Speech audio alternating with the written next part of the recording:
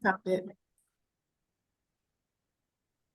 Good morning, everyone, and welcome to the Effective Documentation session, which is part of your supervisor orientation.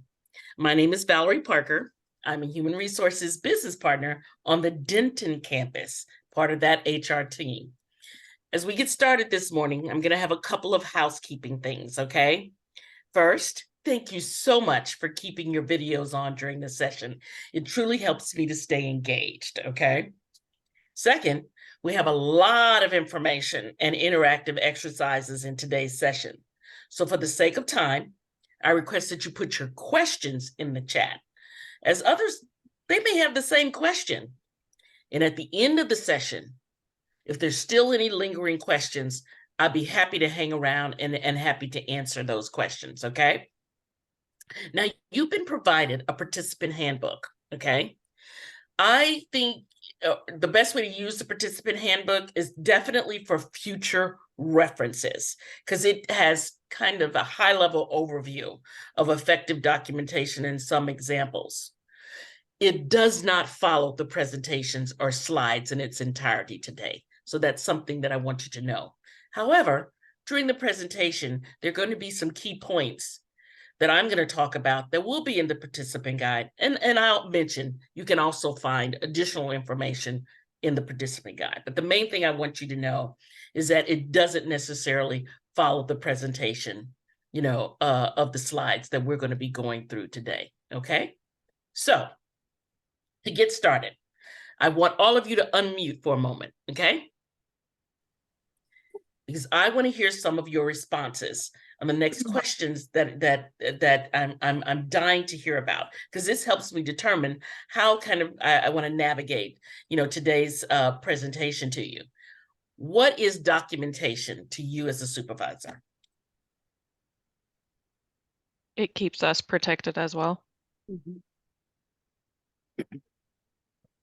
It's a written record of a meeting with an employee. Mm-hmm. It provides basically what is it, like 5 Ws of what is going on in whatever given situation it is. So that way, should worst case scenario happen, you have something to cover yourself and cover the situation. Good, good. It's your receipts when you need to bring receipts. Great way to refer to it. Some people gravitate more to receipts than saying, oh, I'm doing write-up documentation. It's receipts of the conversation. Mm-hmm. It provides effective ways of communicating your expectations so they have it written down in a succinct manner. Excellent, excellent. I would say it's a way to hopefully track progression or, unfortunately, in some circumstances, the lack thereof. Good point. Right. What things do you think are easy to document? Problems would be easier, I feel like, to document. Attendance issues, Yeah. or policy issues, I should say. Or adherence to policy issues. Yeah. There you go. Sounds good. HR, they talk funny. What are some of the things you do not like about documentation? Confrontation. Mm. Thank you for being honest. Time consuming. Time consuming. Ah, good point. And what things, so when you talk about those two that are time consuming, what are some things that I guess are difficult to document? So we talked about what you don't like about it, but what's difficult? What things are difficult to document? Things that you may agree with, but know that they aren't correct. Subject that needs more fair. Yeah. Subject that needs more fairness and judgment. Good point. Good point. Any more? Developing a timeline.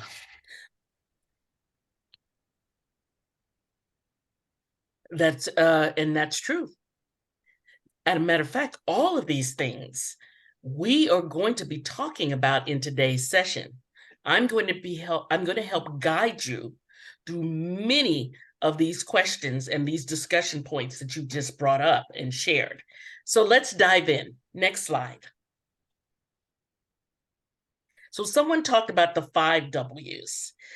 We're going to talk a little bit about when you document effectively, and you have to have this skill. It's very important as a supervisor. I'm going to try to give you little antidotes or things that should help guide you as you are building that skill, building that muscle, on how to truly effectively gather the information for your documentations, that you'll be keeping on an employee. And one of the ones that I particularly like to talk I'm going to be honest with you, I really like is the 4 W's, okay? And we're going to talk a little bit about the 5 W later, but the 4 W's, which as you can see, are foundations of effective documentation.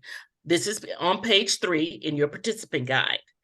When documenting anything on an employee, you always want to make sure that you capture at these 4 things: the who, which includes the employee and others involved or witnesses.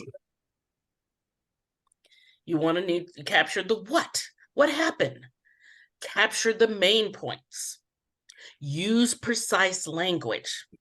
For instance, Jasmine has been misplacing P-card receipts for the past 2 months.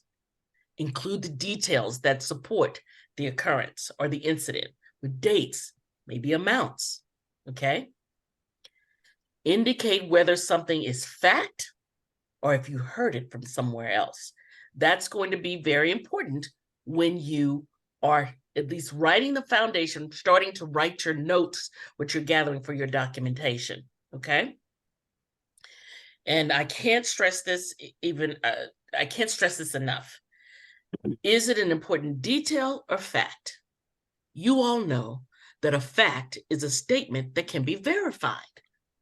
For instance, Mary is late every Friday. That's a fact and can be verified, right? Versus an expressed opinion. And I run into this all the time. Example, Mary's not coming in on time because she's a slacker and trying to put her workload on others. That's an expressed opinion. That is not a fact, and that can't be verified, okay?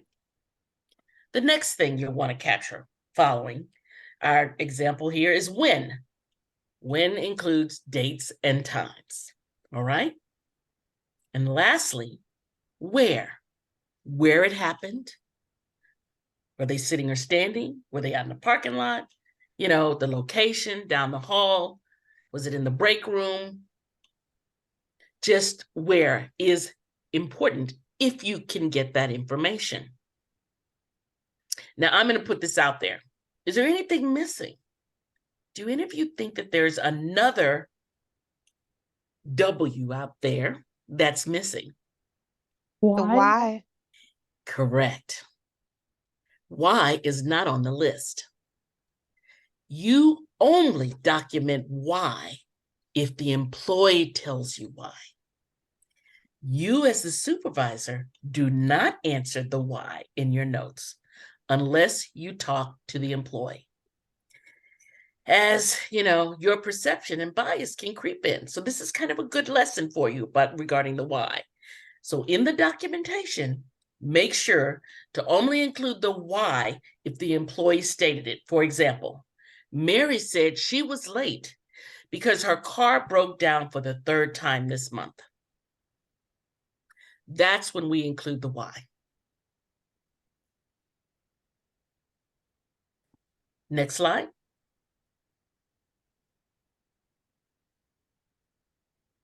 Now I'm giving you some more tools to build that skill.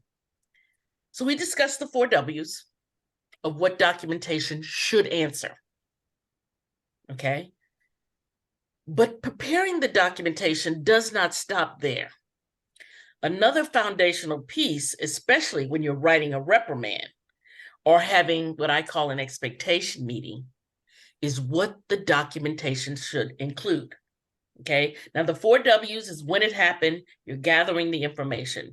You're gathering the information. Now you're at a point where I'm probably going to have a meeting about this, make it a little bit more formal. What else should I be prepared for? Writing the documentation a lot is like telling a story. I like to call it building the face. Let me explain.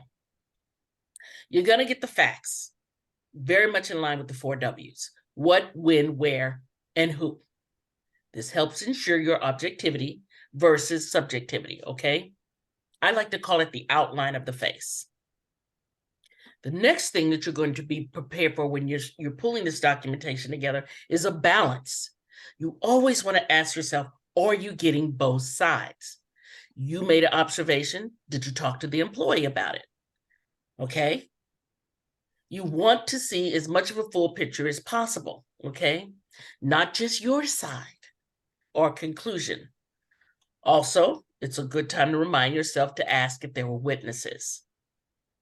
And each is going to depend on the situation, but this is just a good tool to always have in your toolkit, okay? The next is consequences or expectations.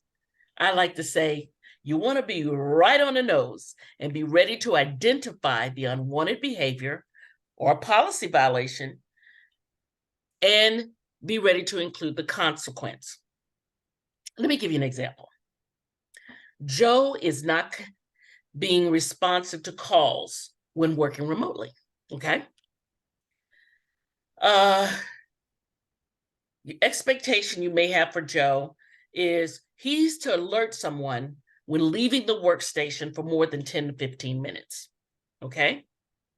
That's what the expectation is, all right? So the example of he's consistently not being responsive to calls when working remotely, your expectation is him to alert someone when leaving the workstation for more than 10 to 15 minutes if he needs to. And the consequence may look like removing the privilege to work remotely until his responsiveness improves. The last part of kind of my skill building is examples. Specific incidents of the violation or unacceptable behavior includes, dates, of course, it's going to be important. That's the fact part. But the other important part is the mouthpiece of your documentation for accountability. It's, we talked about documentation should answer, the 4 W's should answer, what is it about the incident? This part is telling you what should be included, especially like the both sides and things like that, and talking with witnesses and making sure that you have examples. But all of this is important, especially when we're going to write someone up or something that leads to a write-up, okay? So just keeping that in mind, examples or what I call the mouthpiece, the mouth of the face, because that's when you're really going to have that conversation with the employee. And you want to make sure you have all of these things to be ready for that. So I did say, because you guys, you're in the trenches. You've been doing this day to day. I want to find out, is there anything else that you think that might also be included? Next slide. We're going to do a little exercise. Let's see. So right here, we're going to use annotation tools. And I think you guys might be used to using this. Is this true, Crystal? Where at the top of the screen, you'll see annotations or a pen and scribble icon, and you're to choose that, okay? I'm hoping everyone's familiar with. Yeah, you view your options on your drop-down menu. You get your drop-down menu, and you choose annotate. This is an example what it should look like. It might be an older version, but choose annotate and then choose text.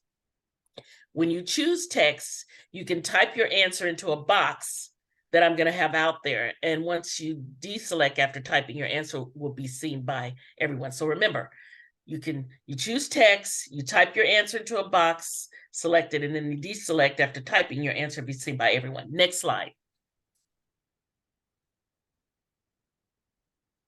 Great. All right, guys. We're going to use the whiteboard. What type of things should you document about an employee?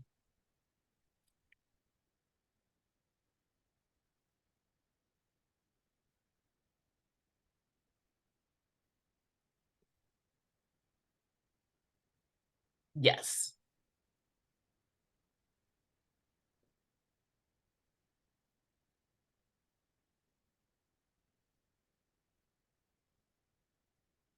Good.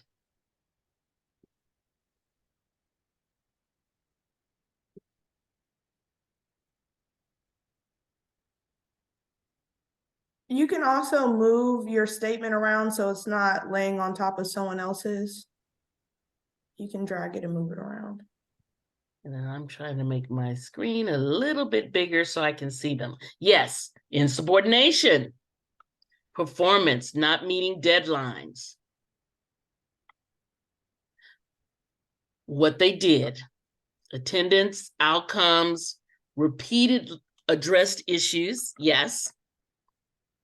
Date and time. I like where someone put good things that they've done. We're going to talk about that too. Not only the bad, but the good. You guys are way ahead. This is wonderful. You're on the right track. Documentation is an essential tool when they're doing when they're not meeting expectations, and we need to help them, but it's also a great tool to capture when they're doing good things. And we're going to talk about go into it a little bit more about even a couple more areas, performance outcomes and achievements. Yes. How do you think that you can be more effective as a supervisor than documenting those things around the performance review and evaluation? If they're meeting those individual goals or not, documenting them through the year and keeping them in your progress notes and using the tool. But you're right. That's the only way that you're really going to be only way to be able to give effective feedback. And it really sends a message to the employee that you are watching their improvement when they're meeting and exceeding expectations, and in the areas where they might need a little bit more coaching and more improvement. So these are good. Lack of skills or initiative to learn. Excellent. Excellent. So let's go to the next slide. You guys did a great job.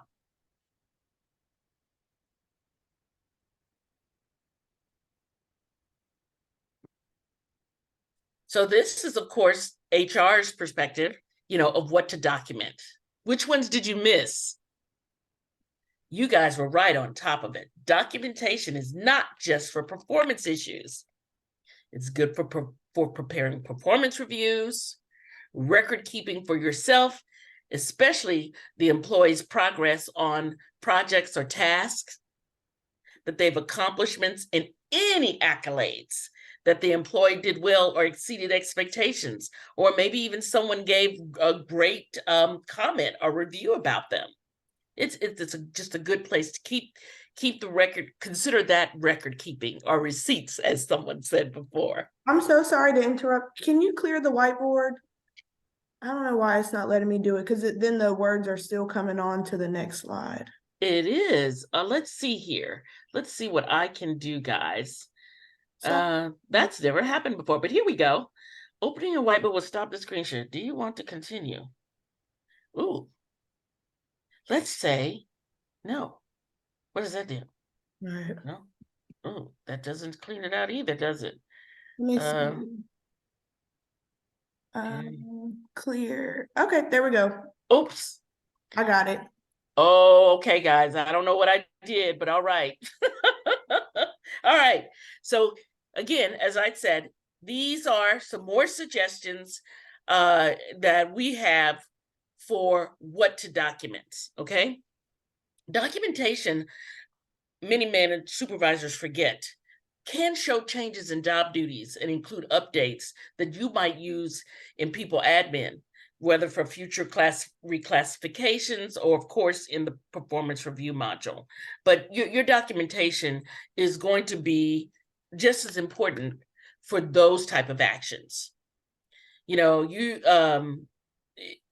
You should be meeting with, the the employee. You know, the time frames, you're going to get more feedback from the compensation side, you know, on changes and removal of job responsibilities. But in a just-in-time situation, use your documentation for that, to discuss any changes or removal of job duties in advance. Always remember, when you get to that point, your HR business partner is the one, or your generalist is the one who can work with you on that to help you ensure that maybe the changes are not as significant enough to impact the employee's classification and job duties, things like that. Don't get weighed down on that. We are here to help you. But the main thing I want to stress to you today is that capturing job changes and job responsibilities is a good way to also keep in your documentation, okay? Yeah, I think at this point, from my years of experience, I think it's very important for me to remind you at this point, do not change someone's job description because they're sick. Don't change their job because they're sick. And anytime they may voice to you that they can't do aspects of their job because of a medical condition, call HR, okay? We don't want to provide accommodations or perceive someone as disabled, and we really haven't went through the procedures that UNT expects in implementing an accommodation. So just remember that. You know, when I talk about removal of job duties and things like that, I'm just talking about capturing any changes and discussions that you can come back later to possibly discuss with your HR rep and seeing what that looks like, okay? So documentation can show that you truly gave your employee new expectations. We know that through individual goals, whether it's individual, whether it's departmental. Documentation can include training, certifications, training, conferences that they went to, things like that. Operational procedures for a department, just anything that you think. I just want to let you know it's not just limited to what's here, you know, on paper, just to when they did something wrong. There's so much more. Keeping notes and documentation is going to be critical for your effectiveness, you know, as a supervisor. I think even it says on their interview notes, I think UNT has a procedure that keeping interview records only for 2 years is enough, you know, with the month and year on it. And when you want to get rid of things, I think your participant guide on page 9 talks about it too. But there's just a hint for you to know that there is an expectation for you to keep interview notes past 2 years, that you can destroy them, because for the most part, you've already put them into the people admin recruitment module. That's just something I always have to remember to talk about. Next slide. Now, I asked you this question earlier. What is difficult to document?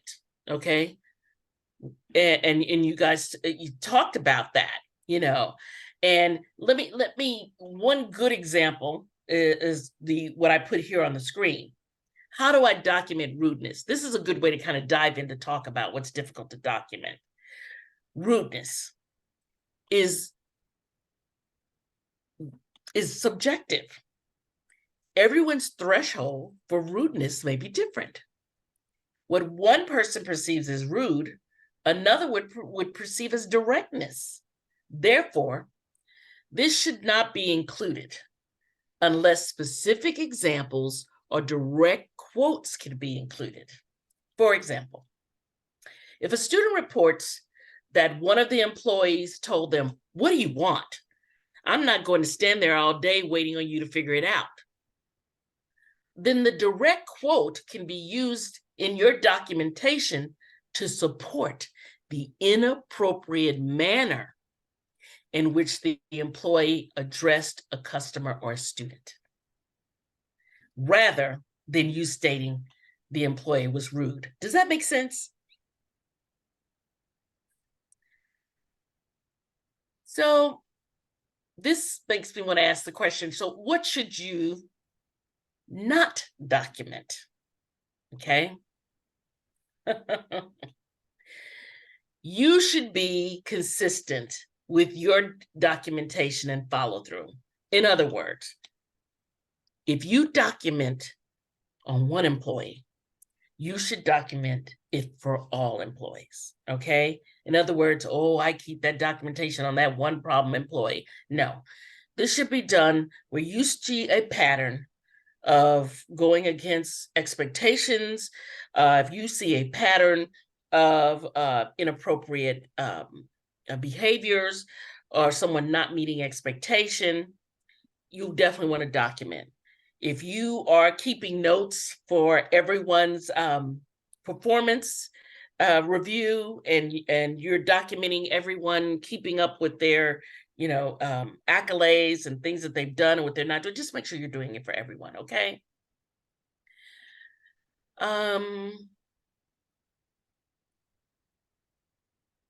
Anything in the chat, Crystal, that anyone had a question that might come up, taking a break for a moment, making sure that I'm addressing anything before we go to the next slide. I'm not seeing anything in the. Okay.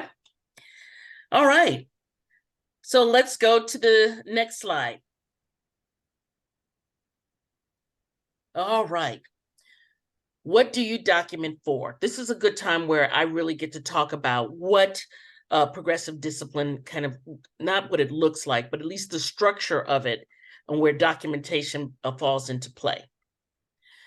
There are, under progressive discipline, there's the verbal warning or reprimand, where you send an email after a conversation, or you utilize the verbal counseling, verbal warning form, okay? I want you to know that this stays at the departmental level. So this is definitely going to be in your notes, that you keep as part of your documentation, all right? The next level is written, maybe even final warning. It is there for you to use. It's a corrective action. The form is called an HR 19, and it's also titled as corrective action.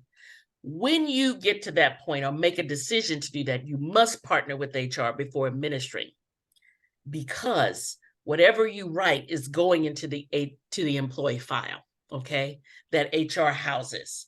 So HR will ask probably to see your expectation emails or your verbal counseling, verbal warning forms, depending on your departmental procedures. They'll want to see that because they will work with you on crafting that documentation, that formal documentation, I like to call it, for an HR 19. So verbal is kind of informal in a sense that it doesn't go into the employee file.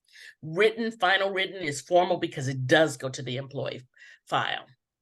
We do have one question in the chat, sorry. Yes, please. Shelly asked, should you keep documentation on those that do not report to you if you see a consistent problem?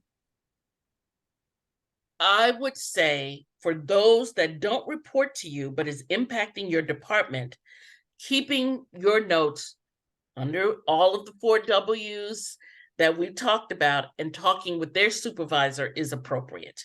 So yes, because you're going to want to be able to go to that supervisor of those employees and be able to give the information that you have observed, maybe even where employees have given you feedback. So you're still going to use the principle of how you formulate the documentation, okay? And sharing that with the manager. You're just at a point where you're not going to be implementing it or having the conversation with the department. With the individual. Does that make sense? So the foundation of how you're collecting the information stays the same. It's just you won't be the mouthpiece. Does that make sense? The last part too on here is involuntary termination, okay? HR is the one who drafts the termination letter using the documentation you have provided previously. The verbals, the email, maybe expectation emails, written and final. Just remember, you're not expected to write a termination letter. HR will do that for you. Under the new updated employee discipline and discharge policy, there's one more other step where any involuntary termination must have prior approval by an approving official who is in a management position above you. So that's the only thing has changed. HR, when you get to the point where you're ready and want to do an involuntary termination, that is something that you're going to be working with your HR business partner. Now, remember what I said earlier. When you get to a written and final, you're already going to be working with your HR business partner. If behavior hasn't improved or something really egregious has happened, and there's a decision you have made a decision in your leadership that you want to terminate, HR works with you on the documentation that you previously sent, helps craft the termination letter, and in the meantime, HR will then be going to your approving official who is in your management chain over you to get approval before a involuntary termination or discharge can be made.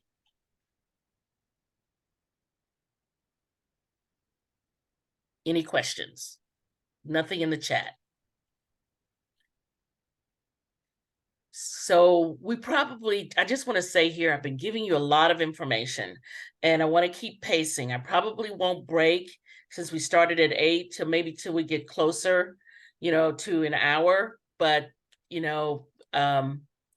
Crystal is going to be looking at verbal cues for yawning and things like that. So she may let me know. Feel free, Crystal, say, hey, Val, I think the group needs a break. Okay. Let's go to the next slide. I got you, Val. Okay, thank you. Okay, I love this part. This is one of my favorite parts. So we're going back to structuring your documentation for a write-up, okay? Because we're going to spend most of our time, we talked about all the things that you can document for, but you've documented your 4 W's, the what, the when, the where, everything that your documentation should answer about the incident or the occurrence, or the behavior. Then you create the face, on how to pull information together, to include in the write-up, okay? And the next step, with the help of your HR business partner, is to decide what level of the progressive discipline to hold the employee accountable, okay? That's what we've just talked to. We're down at this point. Once you've done all of this, now you're ready for the discussion with the employee, okay?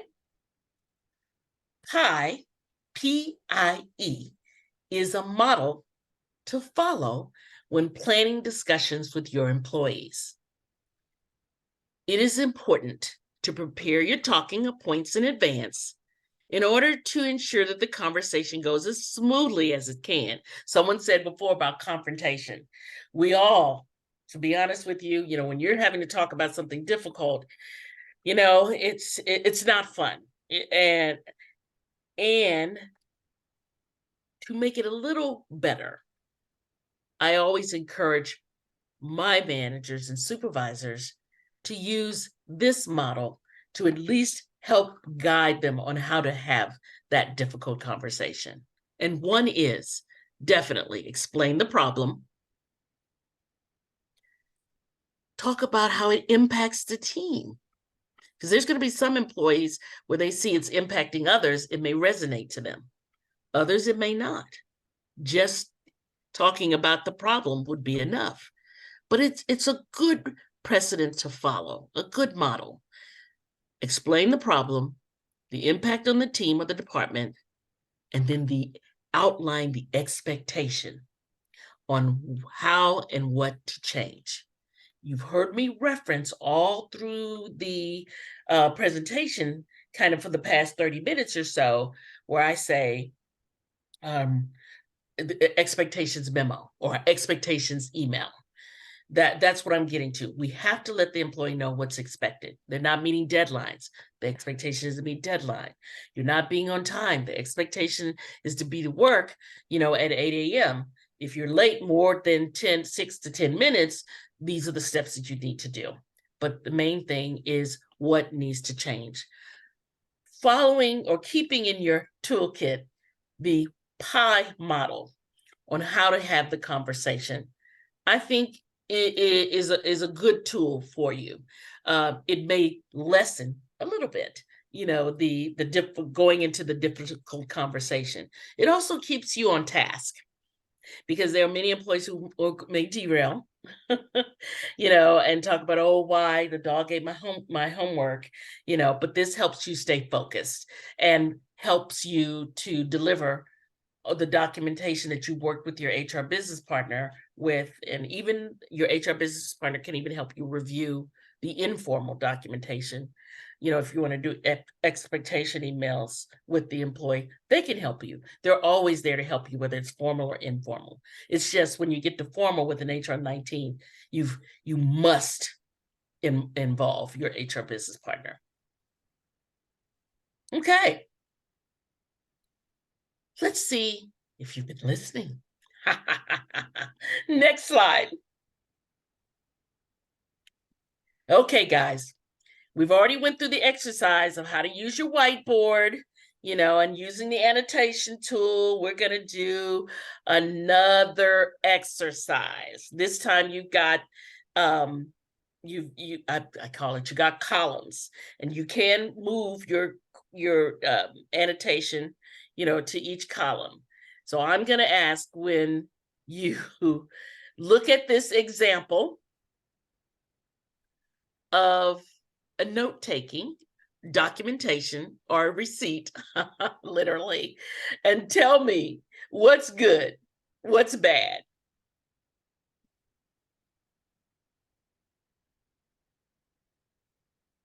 This supervisor documented, I guess, this conversation on a personal calendar. What's good about the documentation and what's bad?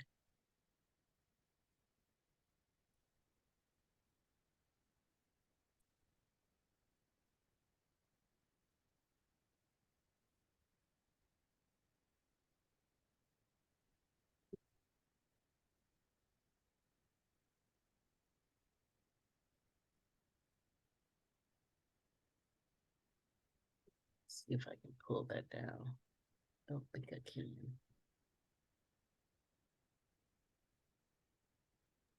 Friends, don't forget that you can move and drag your statement and sentence around so it's not overlapping somebody else's. Sharing is caring.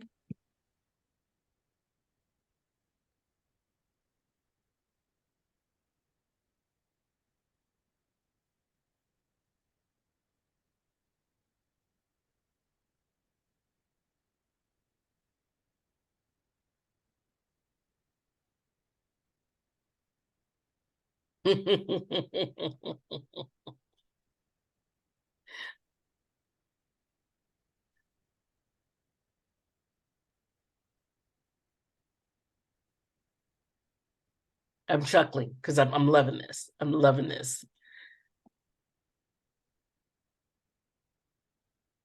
And you guys are right. You can't read the handwriting. It's a little difficult to read.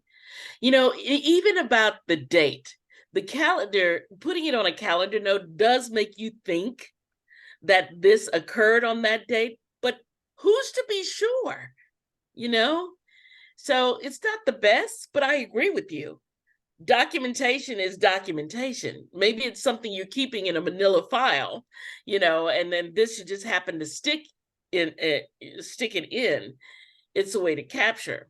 But so the month, I'm a stickler about, last names, who's Amanda? You may know Amanda P and that, but last names, what project? Are they talking about? What about if you find this, you get this file after someone who left it previously? You wouldn't be able to use a lot of this information, other than probably talking to the employee, do you recall this conversation? And I do like it, the good part, that it does include some positive feedback for the employee. I'm hoping that it's on the date, that it's in a calendar note. So I'm going to say it's not bad. It's okay as far as where to document. Seriously, it's just there might be some additional information that you can use. You know what, something none of you talked about, but that I do like, I see there's an initial there, where it looks like at least they signed it. I signed it, that I was the one who wrote it. Because let's just say you found it on the paper, we wouldn't know who wrote it. So having the signature, and I'll talk about that later, is always a good step to sign and date, documentation, especially if it's on a piece of paper, like this, but you can keep it on file. I'll also say, this made me think about something else. Supervisors can keep things in note papers and things like this on file for each employee. Just make sure if you're keeping it in a desk that part is locked, okay? That is locked. But remember, you're going to be reviewing this documentation. So you want to make sure that you'll be able to go to it, recall from it, the 4 W's, what you need, so it can help you prepare for the conversation. It does have some missing. You're right. The examples are not there. I agree. That is the one thing. The documentation itself is informal, but again, it depends on where you are in the stage of things. It's just a note to help you write what you're going to make as formal, or whether it's going to be an email or not. I think I saw something in the chat too. A question. What was that? The question reads, how do you know that it is the initials of the person who wrote it instead of the employee acknowledging? I agree 100%. I agree with you. I don't know. An employee really shouldn't be acknowledging a calendar note. I would not ask an employee to acknowledge anything other than the official forms of the university. The verbal coaching or counseling form, or I think it says verbal reprimand also. And then of course the HR 19 asked them to sign. But that's a good point. Those should be the only thing that an employee should sign. The other flip side of that is an email. An email is probably just as good as signing. You send an email to the employee, that's acknowledgement that they've gotten it, and then of course you can keep that file somewhere, either whether it's online or you print it off and put it in a folder. But excellent point. We don't know who signed that, who put it, whose calendar note it was. That's what makes it really another point that makes it not the best way to document, because it is missing that. And it is missing lack of confidentiality. Someone who wrote that. Good point. Exactly. Like I said before, what about if it falls on the floor and someone sees that? Now, I think it's a good tool.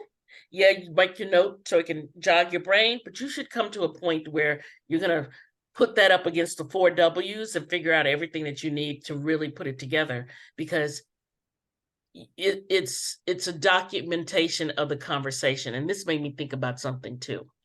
This is where the rubber hits the road. You've made this a note for yourself. You should then, in my opinion, follow up with a recap email. That's when it really becomes effective documentation. Valerie, I talked with you on, is it September? What's that month? Yeah, I think maybe it's October the 31st. And then I'll go through the 4 W's of everything that we discussed, fill in the blanks with it, send that to the employee. That's, if you're going to use a note like this of a conversation that you've had, follow it up with a recap to the employee. I've got another one for you. Good job, guys. Yep, and you're right. Someone talked about specific next step. Your recap email could also include that, the next step, because that is missing, you've and outlining what the expectation is. So these are good. Yeah, definitely more polished. Yeah, you can't share this with anyone. So that's where it's not really good. I think it's just something to remember, help you remember to go back and to sit down and write a recap for that. Not the best. Let's see if I'm going to try to clear this whiteboard out. Can I clear it out, Crystal, or You should know, I I do got it? your back. I already cleared it for you. Hey, let's go next slide.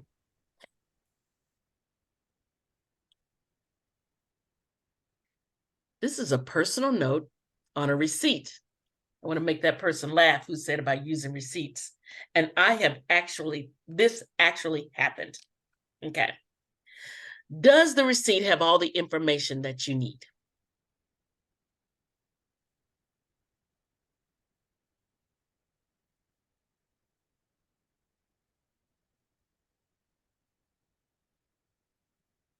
I don't know if we use that word anymore. Is this an annotation one? Can we write on this one? I believe so. We can give it a whirl. Yeah, let's give it a whirl. Let's see if you guys can write on this one. You may not, and we may just, if not, if it won't let you, then we may just open up some mics.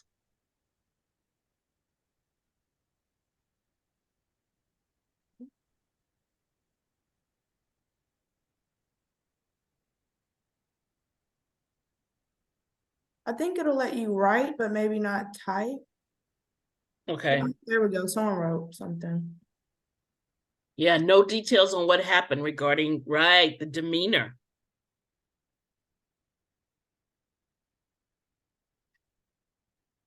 Professionalism.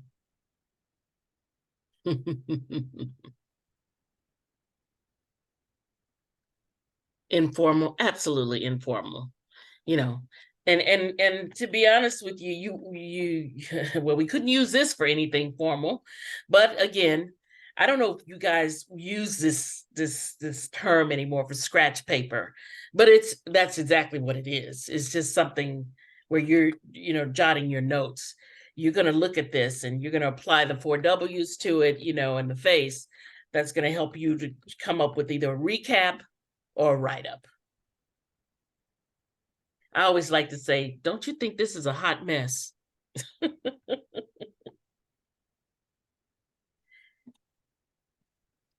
Yes, a hot mess, but it's better to have this than nothing. For your documentation, you would definitely not be asking an employee to sign this. And I don't know whose signature that is. Is it the person who wrote it? Or is it the person who he had the conversation with? I hope not. Just out of a little curiosity, what happens if an employee refuses to sign? If they're like, I don't agree with what you wrote, that didn't happen, I'm not signing it. Yes, the HR 19 definitely gives 2 things. Whether it's the HR 19 has a place for a witness to sign if they're not signing. And one of the things I always like to say on the HR 19, it has verbiage that it says to the employee, this is just acknowledgement that this was given to you. And you can read that to them. It isn't saying that you agree. It's acknowledgement that this was given to you, and for you to read. But if they don't sign, there's a place for a witness. But always keep this in mind, that even though you just make sure that they have a copy of it, whether they sign it or not, because you sign it, especially if it's the informal, like the verbal, if they don't want to sign it, you tell them this is just acknowledgement. It's not agreement that you agree with what's written. It's just acknowledgement that this was given to you. They still refuse to sign. You sign it. If you had to bring in a witness that this was given and give them a copy, that's what your HR business partner would advise you. In HR 9. Sorry, someone asked in the chat, does a witness have to be there during the talk? I would say, and that's something that it depends on the level of the it depends on the level of the discussion. Case in point, there's 2 instances I can think of mine. If it impacts another area, like sometimes there's another supervisor or lead maybe that's giving you information the person's not meeting, and this person, it impacts that person's work, a witness would be fine. A lot of my managers like to have witnesses, especially when it's an HR 19. When it's usually more of the informal, like at a verbal reprimand or expectation meeting, I'm going to leave that up to you. But always keep in mind that If you're meeting one-on-one and they won't sign, you're to say your signature on this just acknowledges receipt. It does not acknowledge that you agree. If they still refuse, you give them the copy and you make a note on yours that you gave them the copy and that you gave them the copy. And that's all that we can do. The HR 19, more than likely, many of my supervisors will have a witness to help sign. If not, you can bring in a witness. So that answers you, do they have to be there? The question is no, but then you might have to bring in a witness just to say, not necessarily going over what was discussed, but you're here to witness that I gave this to this person. Okay? That I gave you this documentation. That's all it is. It's not for them to agree. It just says, I acknowledge that you've given it to me. 2 more questions in the chat. Thank you for answering those last few questions. Sure. First question, what if a direct report is trying to document a supervisor? Interesting. Well, use your 4 W's, because that's still the principle of the documentation. This is going to help the direct report how to have the conversation with their supervisor. You're not documenting to reprimand, but you're documenting how to have the conversation. And hopefully you've gathered enough information, the when, what, how, and then have this to help you have the discussion with your supervisor, or because it's got to be documentation. You can't write them up, but you can have conversation. Following the principles of documentation helps you stay focused, helps you get the information that you need so you can have an effective conversation. Then, if that isn't resolved at that area, the direct report always has the grievance, resource that the university offers. Thank you for answering that. One last question from the chat. Is it good enough to send it as a recap email and CC or BCC the witness?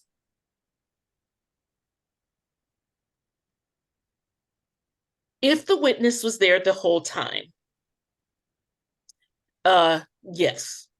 If the witness wasn't there the whole time and they're just really acknowledging that you just gave it to the employee, I don't think it's necessary. One of the things I like about the email is it doesn't have to have a witness. A recap, you're sending an expectation email to an employee, okay? And that's your documentation. You've got it via email, showing that. If there's another manager or someone involved with this, yes, another manager where it impacts the work that's being done or not being done, yes. Some of you are in roles where you supervise, but there might be someone else at another level, at a higher level, that you may want to be part of the meeting or who may want to be part of it. Absolutely, you'll copy them on the email. Absolutely, they're your witness, whether they sign it or not.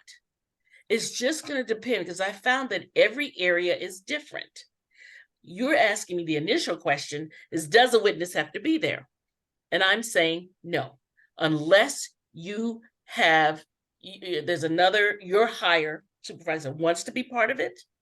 It is a regular protocol that both of you do it together. Your HR business partner says that's a great idea. Rather, if you don't want to meet by yourself, then yes. And if the employee doesn't sign. But if you're having it one-on-one and they don't want to sign, you do have the option of, when it's informal, remember at that level, of telling them it's an acknowledgement, giving them the copy, writing on your notes so you have that.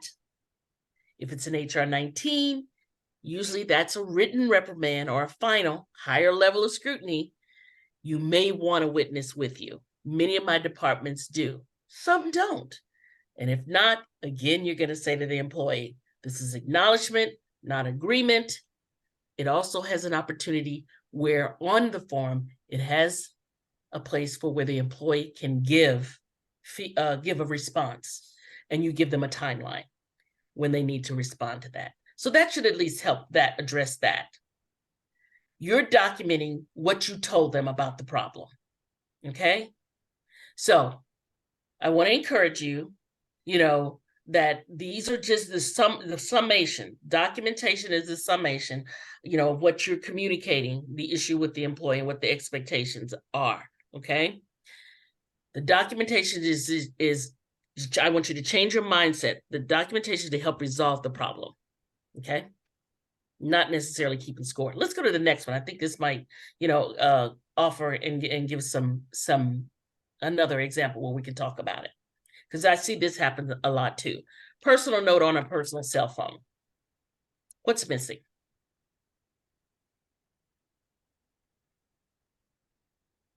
Feel free to annotate, drop something in the chat, unmute, and respond. Oh, I'm sorry. Annotate. It's annotate. I left all that white space so we can go ahead and just use the annotation.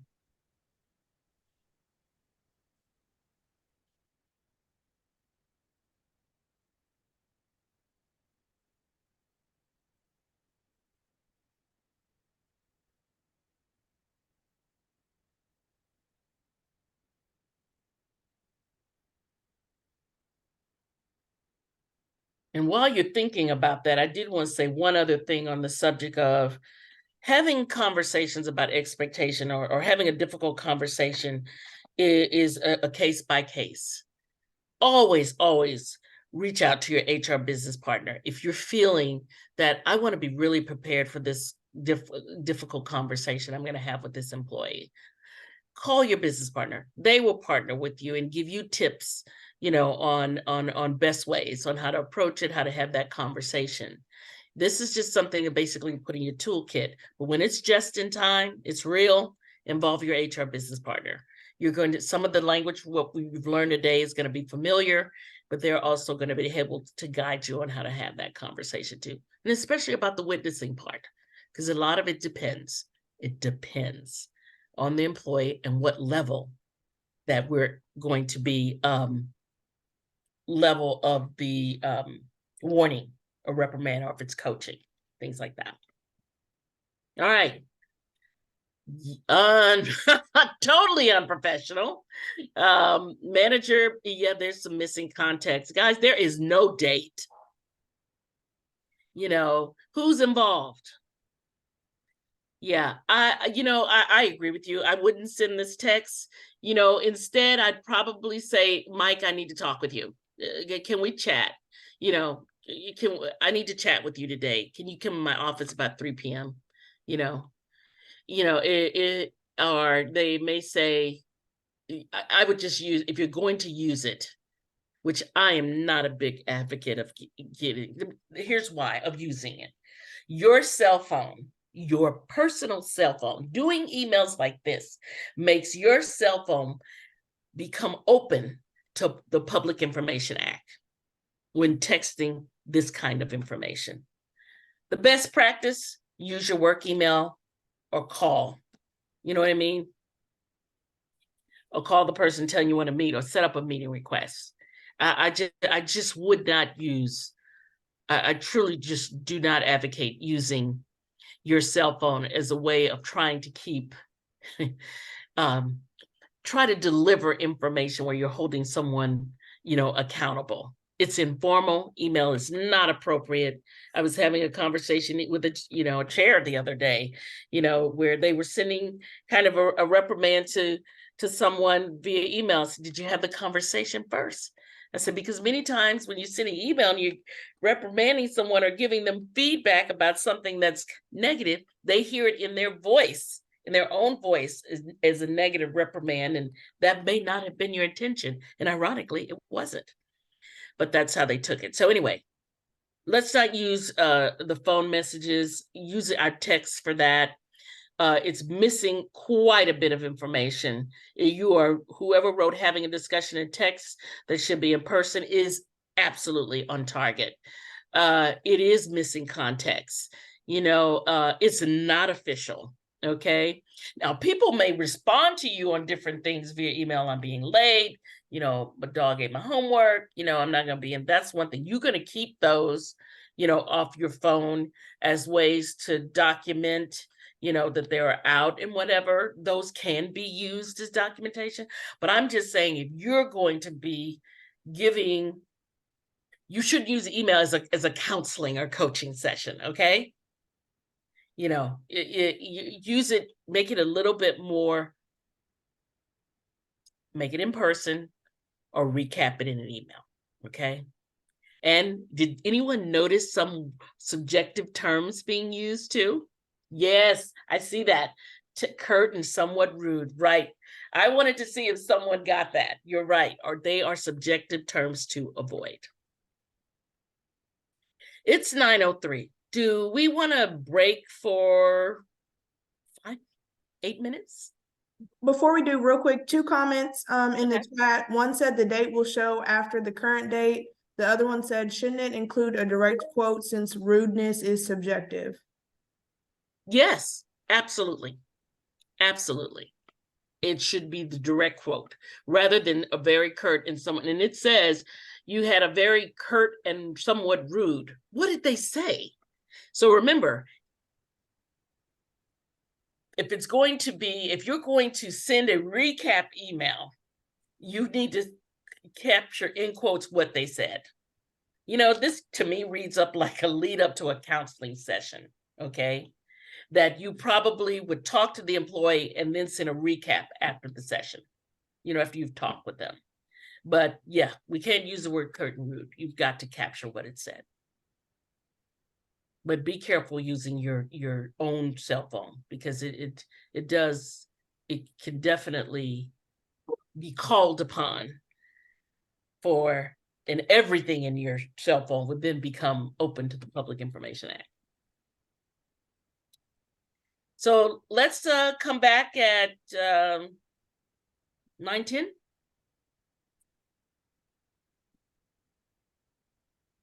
Or should I go one more? Yeah, let's do that. We're fine. Come back. 9:10 or 11:10? Oh, 11:10.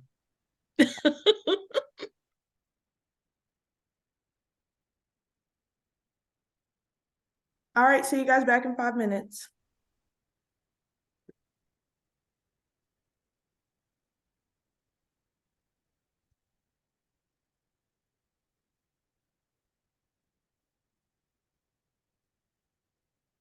Why I keep messing up on that. All right. Well, welcome back, everyone. Okay. So I've got one more example as to finish about our documentation, because I see this one a lot. It's an example that a supervisor used regarding an attendance issue. I want to get your comments if you think this is good or bad. So feel free to use your annotations again and write the comments. You know what? It's going to be hard to write your annotation on this. How about if you just unmute and then we can talk about, and don't be shy on what do you see that's good about this or bad about this? I've got one glaring one. I think a time would be good. Mm-hmm. Like the times that or how late they were or something. I agree. Because you're looking for a pattern. You're all of this is to see if there's a pattern. Are they 5 or 10? So you're right. The time is I think it's critical. It is. And you may have a departmental policy that they can be late for 6 minutes or 10 minutes, before they have to call someone and say they're late, or coming back from lunch. Time's necessary. Remember, that's part of that 4 W's. I agree. It is. You got dates. The day being on there, though, does kind of show a pattern. It looks like they have problems on Mondays getting to work. It does. Yeah. And you're going to be looking for that. And that's a valid thing to say with an employee. Looks like every Monday your pattern, of getting to work, or there's somewhere you're calling in. Absolutely. Absolutely. This helps you how to have the conversation with the employee. But there is something on there that really leads to very concerning to me. That last reason Is it note the is a little IBS? bit TMI. Yeah, I wouldn't note that because it's private. It is a medical diagnosis. you know, and I'm going to be honest with you, employees don't have to tell you, I have IBS. You know, they don't have to tell you the medical diagnosis. They say, I'm out sick. Matter of fact, and you shouldn't be asking, why are you out? You know, especially during COVID, everyone was telling, I have COVID. I've been, you know, that was one thing. That was a pandemic. Okay.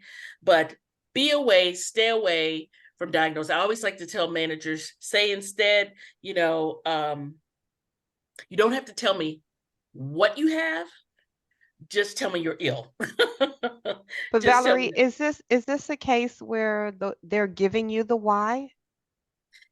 they are And I mean, since you, not that you asked for it, they told you that. And so right. because they told you that, you didn't ask that question. So make a note on that little side Employee thing. stated. Yeah, you go. Got it. Okay. So Right. I have a question here. Is it worth documenting, and maybe without giving too much information, Mhm. because I see a trend in my specific situation where they call in for a sick day, usually the day after, you know, we have to have a conversation about performance or expectations or didn't meet a deadline. I mean, is it important to kind of note that trend Yes, as well in there as far as where those fall with those? I would think so. Information. And I think your HR business partner would probably guide you. That I noticed that every time we have a little bit of a difficult conversation about your performance, you call in. Now, there's nothing, they've got the vacation time and Sure. all of that, and they call in sick, you know, and remember, guys, an employee can call in sick. They usually let you know each day, but anytime after the third day, they have to bring in medical documentation. Unless there's a pattern, and you've got to counsel with your HR business partner, would there be any other time you'd ask for medical documentation? But yes, Crystal, is it Christelle? That would be something to note as a pattern. That's what you're looking for. Here's the caveat. You're looking for patterns with them to have the conversation with the employee. You're keeping track of the attendance. But if you do this for one employee, you should do it for all who are also having, you know, are having maybe issues. You know, don't make sure you're not treating one employee different than you're treating others, you know, or you'll provide, even whether they're excused or unexcused. I like to use that word, whether they're unscheduled or not, you know, because just make sure that you're being consistent with your documentation, because you don't want to give anyone a basis for saying they're being discriminated or retaliated against. So the documentation is necessary, as you see here, to determine if there's a pattern of unscheduled absences. I always like using that word rather than the old days, unexcused and excused, a pattern of unscheduled absences. Okay. See, and he's put on there a vacation. I think that's irrelevant. Okay. Because they scheduled that. But it is something I think is important to say. If a time off request is made to you, you don't always have to approve all vacation requests if you have departmental conflicts. Consider all factors when you're determining whether to approve or not approve. Now, I do want to encourage you to remember that vacation and the time of, you know, is a benefit. And you want to give the employee every opportunity to take time off because it helps them be the best at work and help them balance work-life balance. However, if you have a pattern of attendance concerns, before you make a decision to not approve, contact your HR business partner for assistance, okay? Sorry. Okay. I was going to share a couple comments in the chat, but I don't want to interrupt your thought or your Oh yeah, go ahead. Okay, the first one, someone did mention earlier that she mentioned a sickness, IBS acting up. Monique mentioned, I would hesitate to say IBS over sick because it's so specific, but having sick listed allows us to see a pattern that can help identify that there's an ADA concern. ADA or FMLA, very good. You know, here's the other thing, you are well within your responsibility as a supervisor, if you're noticing that they are out a lot for sick and maybe have low sick balances, or someone who has a lot of sick accruals and then finally all of a sudden they're having a lot, you can say to them, you know, I noticed that you're out a lot, and usually because you say you're sick. I want to let you know that the university offers resources for you to consider, like FMLA. Start always with that. Okay, it's only if they tell you they have a medical reason why they can't do aspects of their job, that's when it's an ADA, and then you'll send that to me. Okay, but the pattern of attendance concerns, and you're seeing that it's always a lot of sick where it hadn't been before, or where it's just getting to where they have no more balances, accruals, definitely consider offering the employee FMLA. Your business partner is going to have exact language, a template for you to be able to send to the employee. What was the next question? Was there another question? I think I missed a point. Yes, there are more comments in the chat. Jonathan said vacation notation doesn't seem necessary to note when looking at attendance issues. I agree with you. I agree with you. But remember, Jonathan, that's where I made that comment about, I wanted to take the time to address with you that putting it on this attendance sample, I think, was not appropriate, because they have to be approved in advance. I agree with you. And it should not be considered. I just don't think it should have been in this example. However, I want you to be aware that there are many things for you to consider. You have the right to not approve a vacation based on departmental needs. Okay.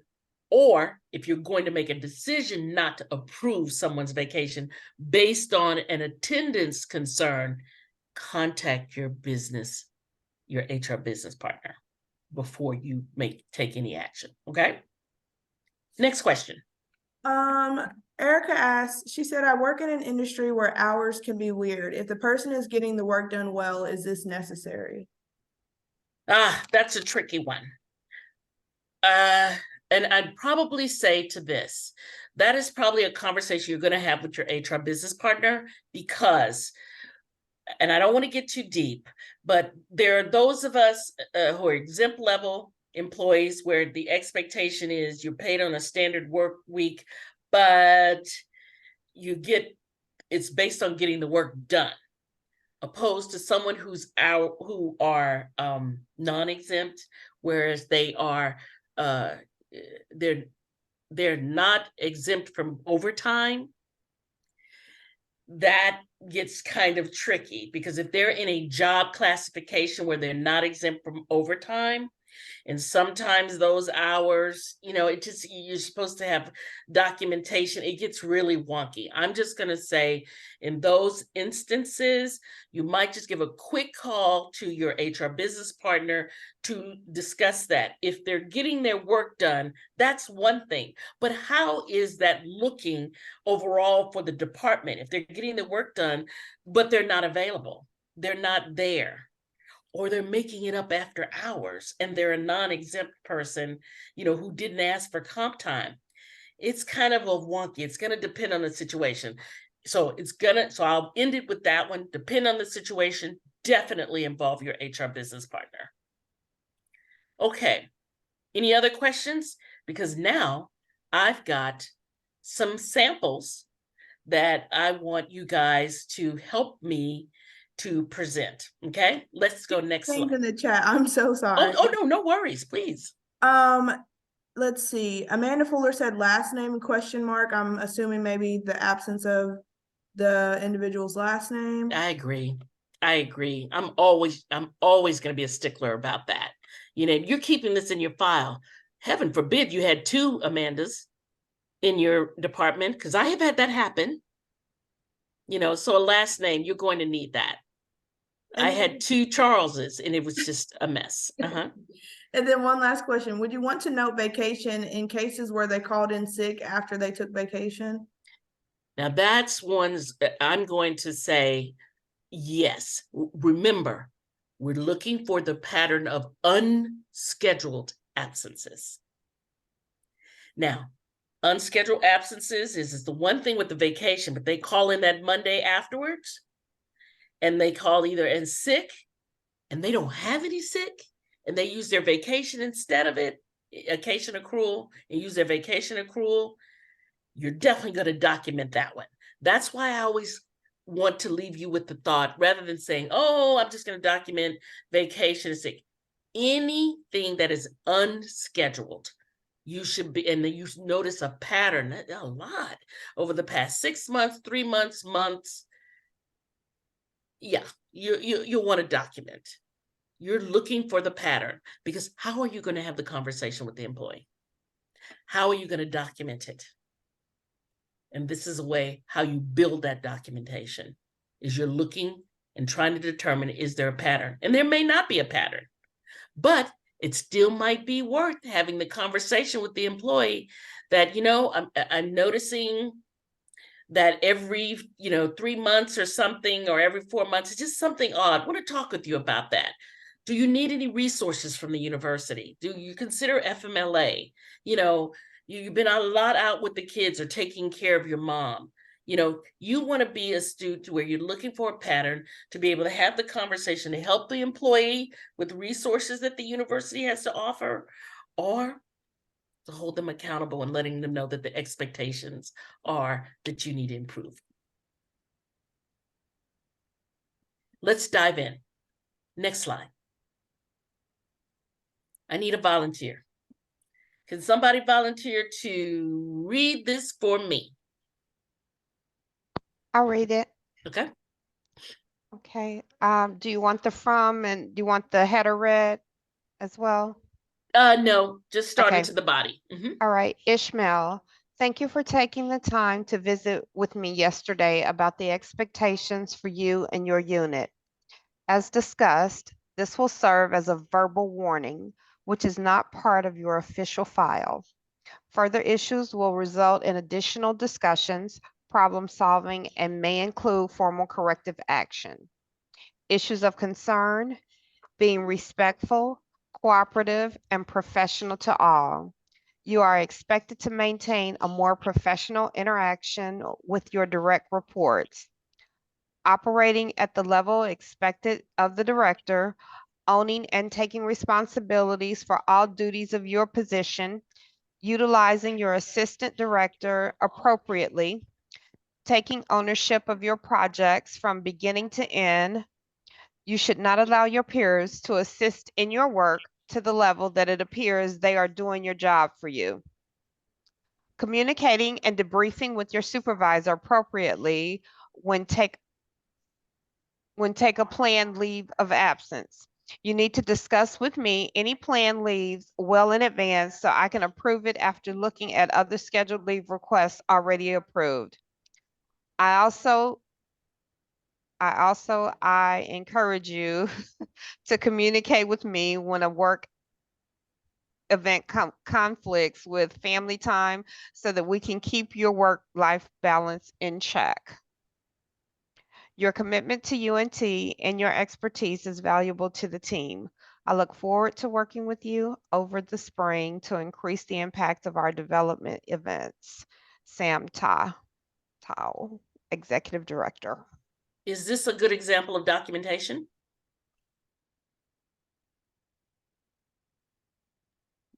Yes, it is. Why? The expectations given are clear.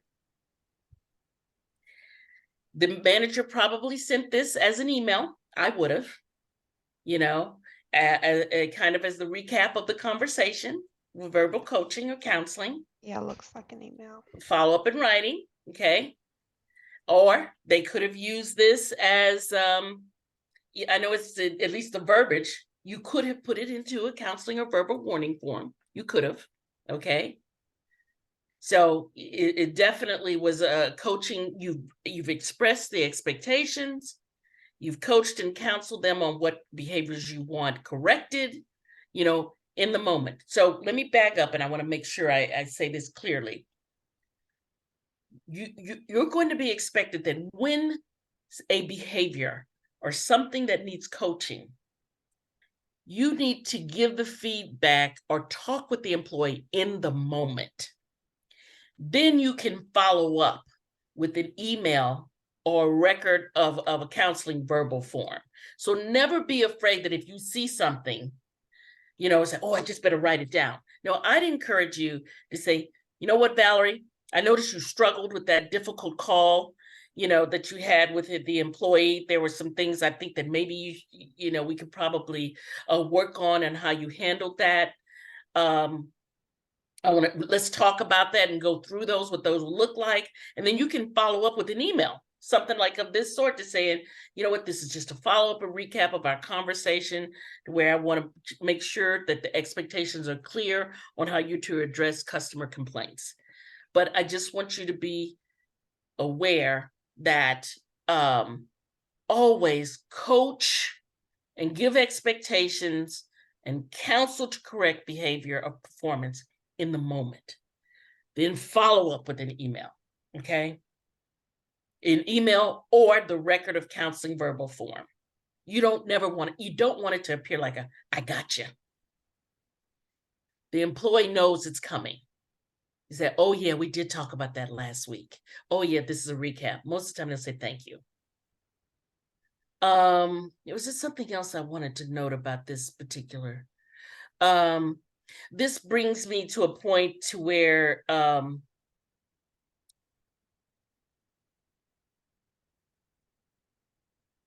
if addressing a person's performance, you know, I love how Todd put in here that if you need me, ask me for help, okay?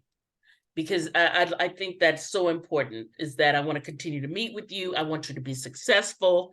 But, you know, if you run into any other obstacles, I just love it how he captured that just in his documentation, that he asked, how can I help? You know, because that is part of your job. Remove obstacles, communicate, and provide training. Let's do another one, okay? Next slide. Who will volunteer to read this one?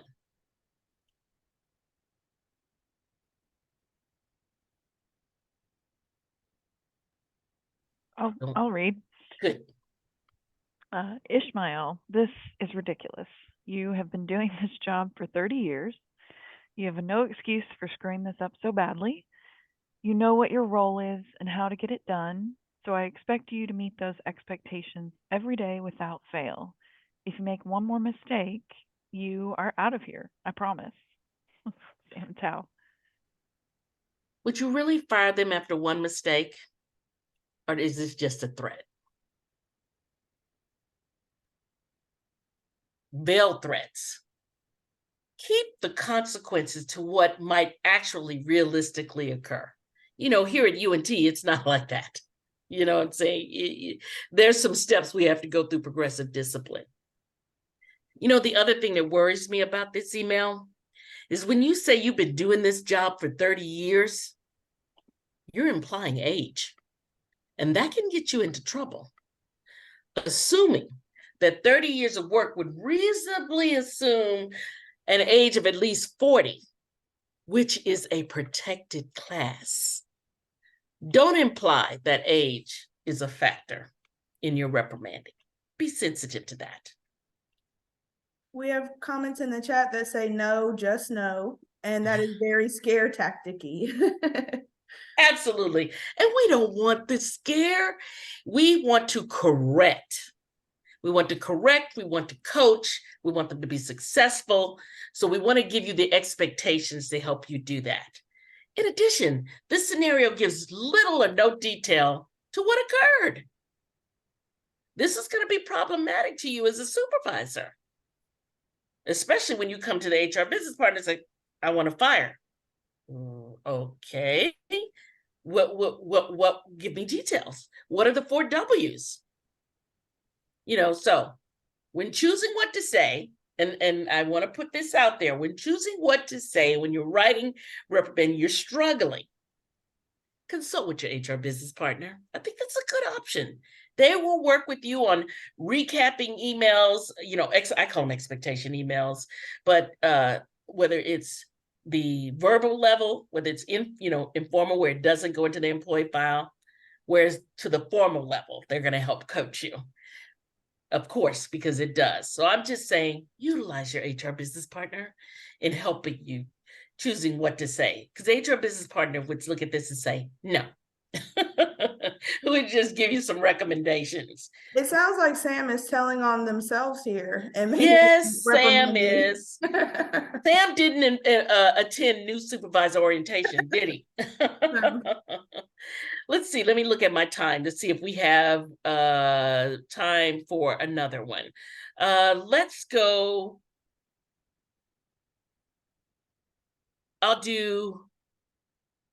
I've got a couple more other samples, guys. I think this one's important. Let's do one more.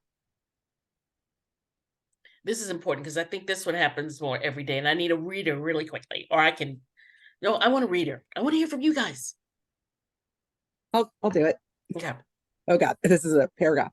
Yeah. Hi, Vicky. I wanted to let you know that I just received information from Ishmael Butler, letting me know that he is sick again and will be going out on FMLA. This is putting an incredible strain on our department, as this is the 4th time he has been out on FMLA in the past 2 years. First, he had the flu, and he was out for a week, and then he ended up with, fortunately, a mild form of cancer. Then he had to be out with his wife to have a hysterectomy, and now this. I feel really terrible for the guy. He really, he could not have any worse luck. I wanted to let you know, as my boss, why we that's weird. Why we will be struggling. Also, I was wondering if there were any other options. Could I resign him to a different job that is not as important? So when he goes out, it will not have a detrimental impact. Any guidance you have may be greatly appreciated. Good or bad? Horrible. Yes. For a number of reasons. You're outing all of his medical information, number one. Number two, like, you're threatening to find ways to get rid of him while he's on FMLA, which is extremely illegal. Yeah. And you that's just like cannot the tip of assign the him to a iceberg. different job. Yes. Yeah, you anytime, I get it. The supervisor's frustrated. When our people are out, we're frustrated. But this is not the way to do it. And you need to work with HR. Details of actual diagnosis and that of his wife are not necessary. Stick to the time, the work needs that need to be discussed. So in this scenario, Sam needs coaching from Vicky regarding the sharing of protected information. He also needs to be trained on the FMLA overview. So you are right. So so you guys get it. You get it about because FMLA is protected, and keeping track for the 2 years, it's just, it's totally inappropriate. It's bad. So you get it as far as you're realizing how important documentation is, especially when you're writing up something where it's a recap of an expectation, or you're moving forward to have the conversation with the employee. They're just examples of things that we don't, that are inappropriate. There's one more in there, Crystal, but we're going to skip that for the sake of time. I want to go to, so click that one really quickly. It's just as bad. Yeah, to this one. Thank you. About emails. And I'm just going to spin on this one really quickly to tell you, in the old days, managers used manila files, that they kept. And I said earlier, keep it in a locked place. Now I find managers who use their file folders, for ways to keep documentation. It's just an idea that we want to put that out to you. You can use your email file folders as paper files to keep in a secure location. The main point for you and all of you to remember is to create a system that works for you so information is handy and accessible when you need it. Next slide.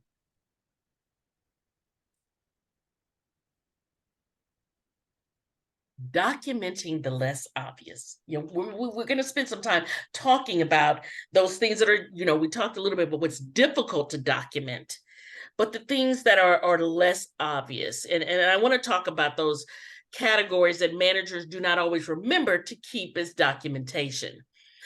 We hinted on it a little, but I want to talk about it again. Our performance review tool captures goals, right?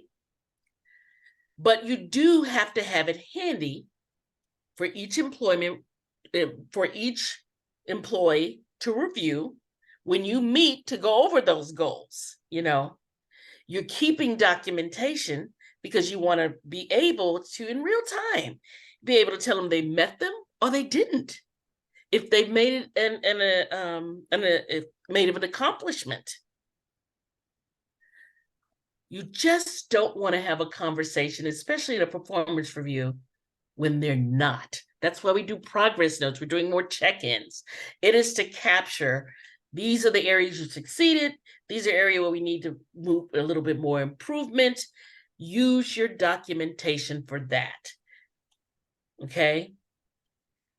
These are other areas. We've already talked about it, and you guys have mentioned it in your examples about the accomplishments. Making sure you're keeping your notes, and documentation for reclassifications, promotions, changes in job descriptions, things like that. These areas are just as important, especially when talking to your employee about individual goals, their growth in the department, changes in their job description. Don't try to memorize all of this. Write it down. From a personal note, when my supervisor refers to her notes of all the things that when she's talked to me, through the year, things that I've done well, things that we say we're going to work on, I feel she cares about my development, and it's serious. It's serious to her. It means something to her. And therefore, it means something to me. And nothing is a surprise. Information on a performance review, or for that matter, even when you write someone up, should never be a surprise. All right. Next slide. When should you consult HR? I'm just going to dive into this, guys, for you, rather than you having to write it, because many of you have already said it, okay? You should be contacting HR, no doubt, corrective action. When you have egregious policy violations, drugs, workplace violence, if you're considering a termination for any reason, any corrective action, you should be contacting HR. I'm encouraging you to contact HR when you are sending a documentation to people, recapping, when you're getting ready to do a corrective, a verbal reprimand. And, am I capturing everything I should, Valerie? I want my managers and supervisors to contact me. Is there anything that's missing that you should do? Let's do that. That way you can make sure that with the training that you had, which I'm very hopeful, that you will. But if you want a second eye, why not? If you have if you have someone over you, sharing with them, even better. But feel free to use HR, to consult HR. That's what we're there for. You're always going to consult HR when it comes to accommodations, when someone says that they can't do a job because of an aspect of their job due to a medical condition. Someone you notice a pattern that they're out a lot, and you come to me and you say, Valerie, such and such is out a lot. It seems to be sick. They seem to be of a illness or sick nature. What should I do? I say, how about sending them the FMLA from the latest conversation, saying, I've been observing you're out a lot. We've talked about this yesterday. Let me send you this template on FMLA, where to go, how to read more about it. But then you want to contact me, I'll help, or HR business partner will help guide you with that. Changes of job duties, always contact HR, okay? Because I'm going to give you a refresher on how you go into people management and do that, but really make kind of decisions if it should be a reclassification or is it really just updating some language, Page 6 of your participant guide also kind of goes through this, so you can always refer to that one on when to reach out to HR. I really like page 6 because it is definitely detailed, okay? Next slide. While I'm on this same vein of when to notify or contact HR, I'm finding that it's very important for you to know you don't want to do double work, okay? When something happens at work, before you start your own investigation, right? Interviewing witnesses and things like that. Check in with your HR business partner first, especially for things like when there's been incidents of workplace violence, maybe incidents of where, someone might have accused someone of doing stealing, or someone might accuse, someone being under the influence, all of those things. I would rather you have a partner in your investigation and interviewing. Or depending on the circumstances, HR may say, hey, let me do that for you as a third party person outside of the department to contact the interviews for you. Okay. So HR may require that you may not even need an investigation. The information that you provided is enough for you to have the conversation with the employee. Or HR may decide to conduct the interviews themselves, for you. So just always be careful about investigating, reach out to HR to make sure that you're not doing double work. I hope that makes sense. Next slide. Now, best practices. I want to make a note really quickly. These are on page 7 and 8 of your participant toolkit, okay? Again, consult HR, document only the facts, staying away from subjective judgments or conclusions. You have a conclusion, like in the very beginning, that Mary's missing work because she's late because she's a slacker, but we never talked to Mary. That's coming to your own conclusion. Make sure you're having the conversation. Ask yourself when you're writing any documentation, can it stand alone? Ask yourself again, if someone outside of my department, maybe even UNT, could they read the documentation and understand it? Can it stand alone? Make notes in writing, include when there's the date and the time, who was present, what was discussed, the employee's response, and the outcome, including a date for a follow-up meeting. Those are the best recaps, of conversations when you're holding someone accountable. Now let's see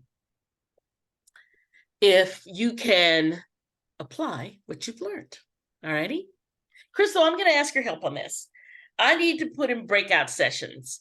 Now, I think all of you were given some scenarios, okay?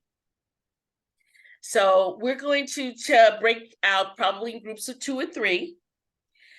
You guys are we're gonna assign you a scenario, and I'm hoping, Crystal, when the groups they break out, will they say breakout session 1, 2, 3, and 4? Yes, it should. Okay. So whatever number is on your breakout session, one of you try to pay close attention to that. That's going to be the scenario that you handle. Okay. Now, many of these scenarios are not complete. You're going to make it complete. Okay. So if we can go to the next slide, see where you can apply what you've learned. And then we're going to go, I believe, next slide into our breakout rooms. Pay close attention to your number, because that's going to be the scenario. Sorry, let me get to where I can do the breakout rooms.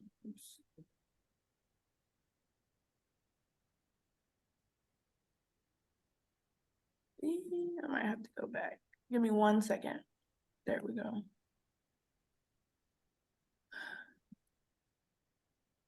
You said 3 to 4 participants in each room? Yeah, at least. I think, how many showed up today? 24. Yeah. So we have 9 things. We could probably maybe do it in 8. Do 8 because we got an even number. Now we could do 2, or you could do 4 in each. Does that help? Yes. Okay. I thought that would help. Let's do 4 participants in each. Does that make it? Let me get it. There will be 4 in one group and then 3 in the rest. Sounds good, guys. Pay attention to your session breakout number, because that's the scenario that you're going to come back and we're going to present to the group. So real quick, if you guys could write this down, Clarence, your group is in room 1. Alexandria, your group is in room 2. Jason, your group is room 3. Andy, your group is room 4. Erica, room 5. Joy, room 6. Jen, your group is room 7, okay? So I'll be opening up the rooms now. And those will be the scenarios you'll be working on. See you in about 5-6 minutes. Bye. Bye.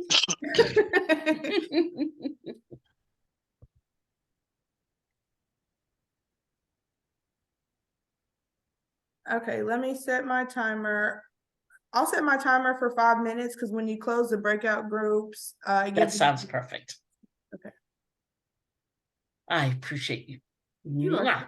Mwah, mwah, mwah.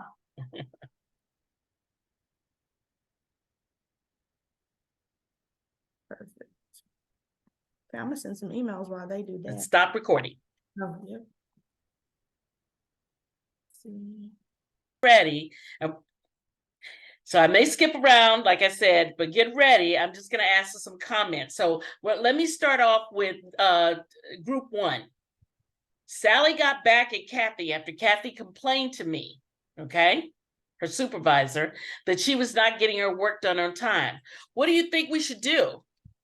What did you come up with for your documentation? Group 1. Jess, so Sheila, did y'all want to like explain what we needed, the information? Yeah, just jump in. Well, our scenario was that Sally Sue got back at Kathy after Kathy complained to us, her supervisor, that she was not getting her work done. So we dove deeper into it and said, okay, what was got back at? And so Sally Sue threw away Kathy's lunch. Because yeah. Good guys, good. Yeah. Sally Sue threw away Kathy's lunch after Kathy complained that she wasn't meeting the timelines in her group. And the lunch was found in Kathy's trash or in Sally Sue's trash. So it was we documented who was involved, what happened, what the expectations were, in the group scenario. Very good. So the better way, which you found, was to reword with facts, okay? State the facts, not conclusions. Excellent. All righty. How about let's hear from group 7. We're going to scroll all the way down. I'm going to scroll. James did not install the computers. Well, how can we make that better? Group 7.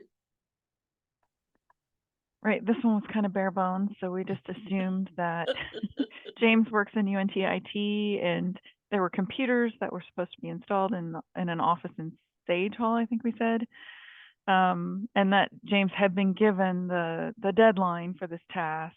So then we would, need to document, well, what's James' last name, what exactly was the deadline he was given, what and just more information for that is needed.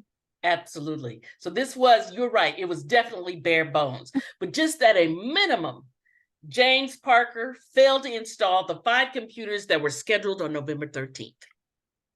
Okay, let's go back up to scenario number 2. When I asked Maria about the incident, I could tell she was lying. What did group 2, what did you decide how to document this? How should have been a more appropriate way to document it? Well, we first kind of talked about how the incident is not expanded upon, so we need to know what the original incident is. And then I could tell she was lying part is very subjective. So unless there's like actual like documentation of proof of her lying, like that's not really relevant to I agree. Again, it comes down to rewording the facts. Something like when I asked Maria about the incident, she stopped making eye contact with me. She began fidgeting with papers on her lap, and her explanation included several ahs, because this is what happened. Let's talk about group 3. Raj did not respect other staff and is not a team player. Okay. Okay, go ahead, Jason. Okay. Well, we felt that we kind of filled it out. I think having a conversation and then recapping the issues with an email. So give a specific time and date, and mention that you were rude to James and stating, "I don't like my task. I'd rather do the whole thing alone." Um, and then stating that this occurred in the 11 o'clock meeting on this date, Right. and set the expectations that you're expected to be professional, and this is should be a team player as well. Right, because this is the only way that you're going to be able to present it to putting something in writing. On Tuesday, April 5th, during the staff meeting, Raj interrupted John's presentation by saying in a loud and stern voice, "This is not what we decided after a week ago at our retreat." See, we took a quote, okay? And before the retreat, you can say where you ask all staff to bring one concrete suggestion. So main things is preparing that documentation. That one-liner was not going to make it. What about group 4? Very good. Hello. So we discussed that this was definitely not appropriate, and how we would rewrite it as well as document it at the same time for future development is take what they one of their letters and highlight what they need to improve on and what was not professional, and then I think that's the best you can do with that situation. But I use agree it for with your you. documentation. Yeah, I agree with you. You can start, you have to have the letter that you typed, maybe on this day, December 13th, had 5 errors, and December 15th had 3 areas, and keeping copies of the correspondence. So you're right on time. What about group 4? Oh, 5. So the scenario here was that the photocopying wasn't done correctly on January 13th. And one basic thing missing is who are we talking about? So we don't even have a name. But beyond that, just having some contextual understanding of why it mattered and what we mean by not done properly. Was this for external sharing? Was there information cut off or missing? Right. Some sort of sense of why this was a problem, and also a sense contextually of, was there some sort of prior issue with this? Because someone not doing the photocopying correctly is pretty small on the scale of things that would need to be written up. So like, have they been told not to do this before? Have they ignored prior training? Is there some sort of indication that this is like fundamental competency issue? Agreed. So yeah, just a lot of context missing.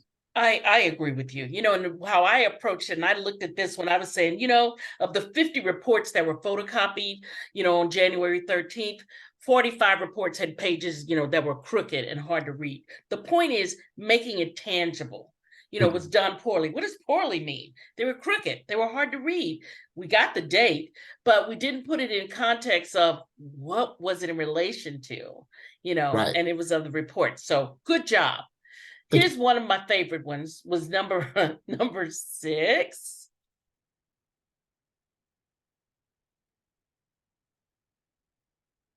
I was told Jamal was rude to a caller.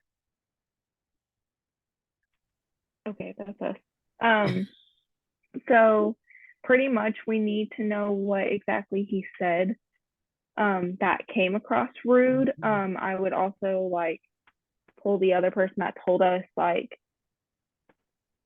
what exactly was said, and then bring it up to him and be like, this is what you said, this sounded professional, please don't do it again, kind of thing. And then follow up email after that of this is what we talked about.